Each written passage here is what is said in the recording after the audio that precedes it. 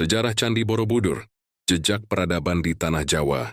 Candi Borobudur berdiri megah di atas bukit di Magelang, Jawa Tengah.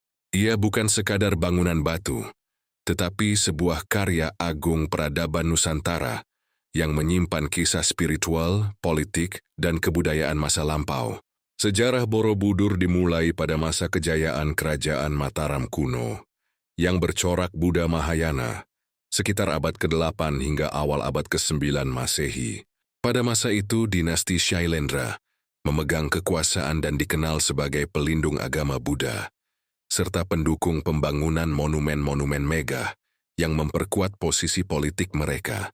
Pembangunan Borobudur diperkirakan berlangsung pada masa pemerintahan Raja Samaratungga. Meskipun tidak ada prasasti yang secara langsung menyebutkan rincian pembangunan Borobudur, beberapa prasasti seperti Prasasti Karangtengah dan Nalanda menunjukkan keterlibatan Shailendra dalam pengembangan pusat-pusat agama Buddha. Proyek pembangunan ini melibatkan ribuan pekerja dan para pemahat yang memiliki keterampilan tinggi, serta perencanaan arsitektur yang mencerminkan pengetahuan mendalam tentang kosmologi Buddha. Struktur Borobudur dibangun dari lebih dari 2 juta balok batu andesit yang disusun tanpa menggunakan semen perekat. Desain bangunannya berbentuk punden berundak yang mencerminkan konsep alam semesta dalam ajaran Buddha.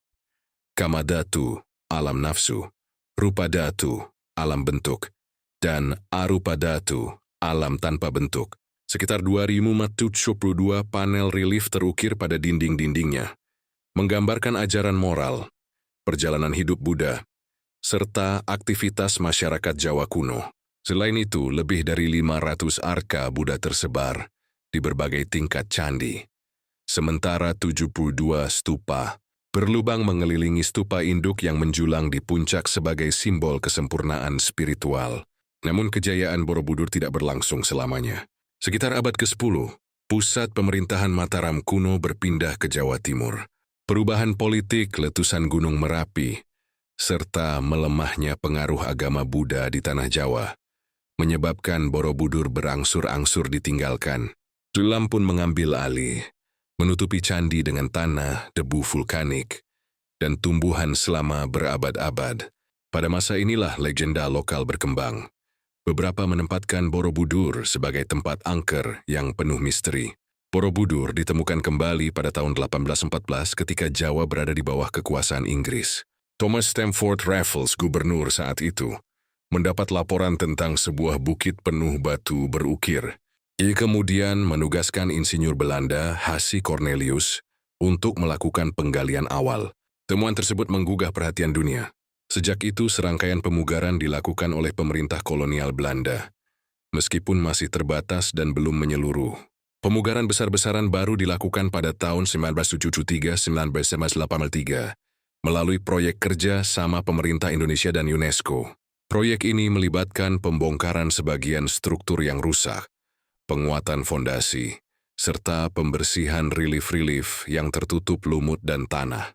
Hasilnya, Borobudur kembali memperlihatkan keindahan aslinya dan menjadi salah satu ikon budaya dunia. Pada tahun 1991, Candi Borobudur resmi diakui sebagai situs warisan dunia oleh UNESCO. Kini Borobudur bukan hanya simbol kebesaran arsitektur masa lalu, tetapi juga pusat kegiatan budaya, spiritual, dan pariwisata dunia. Ribuan umat Buddha datang setiap tahun untuk merayakan Waisak, sementara para wisatawan belajar memahami nilai-nilai yang terukir pada reliefnya.